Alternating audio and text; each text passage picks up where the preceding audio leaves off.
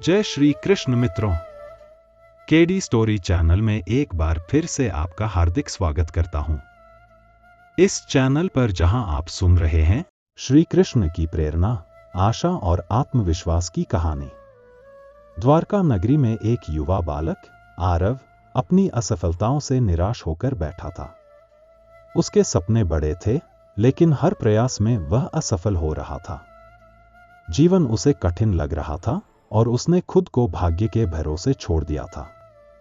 एक दिन अपने मन के द्वंद्व से जूझते हुए वह कृष्ण मंदिर गया और वहां बैठकर भगवान श्री कृष्ण से प्रार्थना करने लगा, हे केशव, क्या सच में मेरा जीवन व्यर्थ है?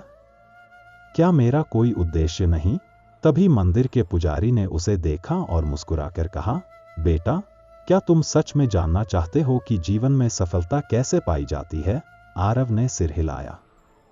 पुजारी बोले, आओ, तुम्हें भगवान श्री कृष्ण की कहानी सुनाता हूं, जिसने न केवल अपने जीवन को बल्कि पूरे संसार को एक नई दिशा दी।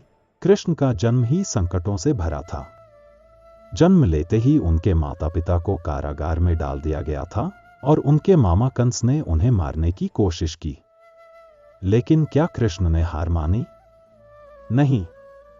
वे गोकुल में पले बढ़े, कठिनाइयों से जूझते रहे और अंततः अपने परिश्रम और नीतियों से कंस का अंत कर दिया। कृष्ण हमें सिखाते हैं कि परिस्थितियां कठिन हो सकती हैं, लेकिन आत्मबल और धैर्य से हम किसी भी बाधा को पार कर सकते हैं। एक बार इंद्रदेव ने गोकुलवासियों पर क्रोधित होकर मूसलधार बारिश शुरू कर दी। लोग भयभीत हो गए, लेकिन तब कृष्ण ने मात्र अपनी छोटी उंगली पर पूरा गोवर्धन पर्वत उठा लिया और सबको आश्रय दिया। जब विपत्तियां आए तो भागने के बजाय उनका सामना करो। अपनी क्षमता पर विश्वास रखो, क्योंकि सच्ची शक्ति हमारे अंदर ही होती है। जब महाभारत का युद्ध छिड़ने वाला था, अर्जुन हताश हो गए और उन्होंने हथियार डाल दिए। उन्होंने कहा, मैं अपने अपनों से युद्ध नहीं कर सकता, मैं हार जाऊंगा। तब श्री कृष्ण ने गीता का उपदेश दिया, कर्म किए जा, फल की चिंता मत कर। जो हुआ अच्छा हुआ, जो हो रहा है अच्छा हो रहा है, और जो होगा वह भी अच्छा ही होगा। कृष्ण की यह बातें आरव के हृदय में गूंजने लगीं। उसने सोचा, मैं भी तो अर्जुन की तरह हार मान रहा था, लेकिन अगर मैं प्रयास करता रहूं तो सफलता अवश्य मिलेगी। सुदामा कृष्ण के बाल्यकाल के मित्र थे। वे बहुत गरीब थे, लेकिन उन्होंने कभी अपनी परिस्थितियों का दुख नहीं मनाया। जब वे कृष्ण से मिलने गए तो खाली हाथ नहीं गए, बल्कि प्यार से चावल की पोटली लेकर गए। बदले में श्री कृष्ण ने उन्हें अपार धन वैभव दिया। सच्ची मित्रता निस्वार्थ होती है और ईश्वर हमारी नीयत को देखते हैं, न कि हमारे भौतिक उपहारों को। जब महाभारत युद्ध समाप्त हुआ और श्री कृष्ण अपने जीवन के अंतिम चरण में थे, तब उन्होंने अपने प्रिय भक्त उद्धव से कहा, जीवन एक यात्रा है। जो मनुष्य हर परिस्थिति में धैर्य रखता है और कर्म करता रहता है, वही जीवन का सच्चा योद्धा होता है। यह सुनकर आरव की आंखों में नई चमक आ गई। उसने संकल्प लिया कि वह कभी हार नहीं मानेगा। जीवन में चाहे कितनी भी कठिनाइयां आए, वह कृष्ण की तरह धैर्य और साहस से उनका सामना करेगा।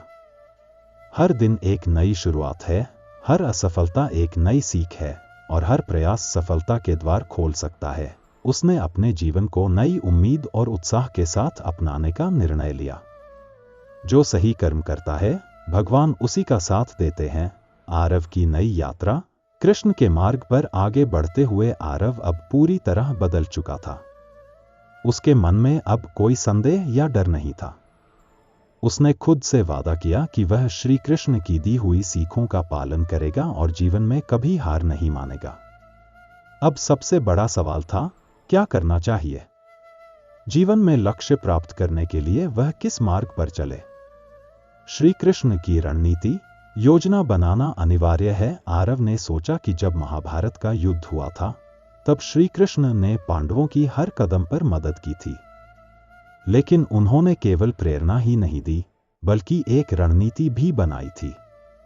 कृष्ण ने अर्जुन को सिर्फ गीता का उपदेश नहीं दिया, बल्कि युद्ध जीतने की पूरी योजना बनाई। भीष्म पितामह को हराने के लिए शिखंडी का उपयोग, द्रोणाचार्य को परास्त करने के लिए अश्वत्थामा के झूठ का प्रयोग, कर्ण को कमजोर करने के लिए शस्त्र त्यागने के समय पर हमला, यही उनकी सबसे बड़ी सीख थी। बिना योजना के सफलता संभव नहीं है। आरव ने सोचा, अगर मुझे जीवन में आगे बढ़ना है तो पहले एक ठोस योजना बनानी होगी। उसने अपने लक्ष्यों को कागज पर लिखा और उनके लिए एक रणनीति बनाई। श्री कृष्ण का धैर्य। जल्दबाजी से नुकसान होता है। जब कृष्ण ने गोकुल में रहकर कंस का सामना किया तो उन्होंने जल्दबाजी में युद्ध नहीं किया। वे जानते थे कि सही समय पर सही कदम उठाना जरूरी होता है।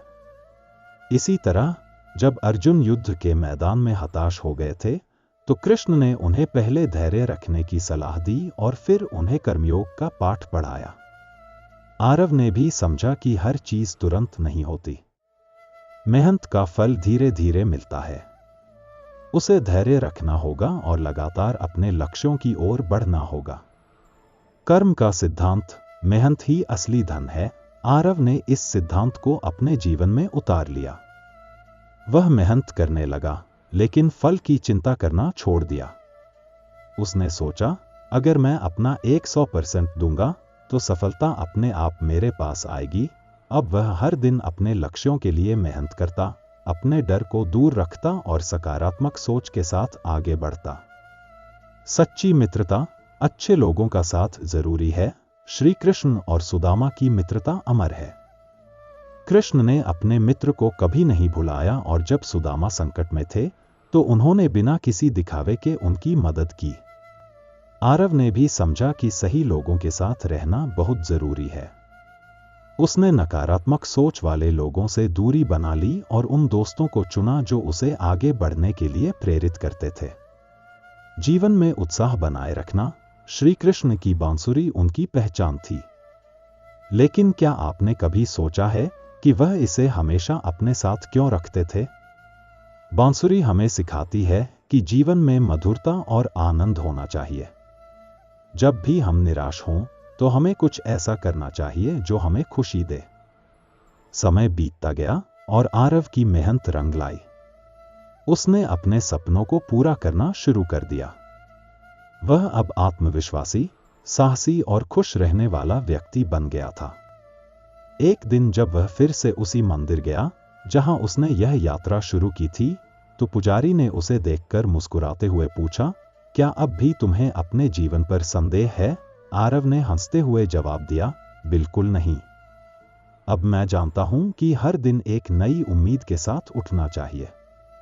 संघर्ष से भागना नहीं चाहिए, बल्कि उनका सामना करना चाहिए। श्री कृष्ण की अनमोल सीखें। हर कठिनाई में अवसर छिपा होता है। सही समय पर सही रणनीति जरूरी है। धैर्य और मेहनत ही सफलता की कुंजी है। सच्चे मित्रों का साथ अनमोल होता है। जीवन को खुशी और उत्साह से जीना चाहिए। हर दिन एक नई शुरुआत है। कृष्ण की तरह अपने जीवन को आनंद, उत्साह और साहस के साथ जियो। श्री कृष्ण की कहानियां हमें सिखाती हैं कि जीवन संघर्षों से भरा हो सकता है, लेकिन अगर हम धैर्य, साहस और सच्चे कर्म के मार्ग पर चलते रहें तो सफलता अवश्य मिलेगी। जय श्री राधे कृष्ण।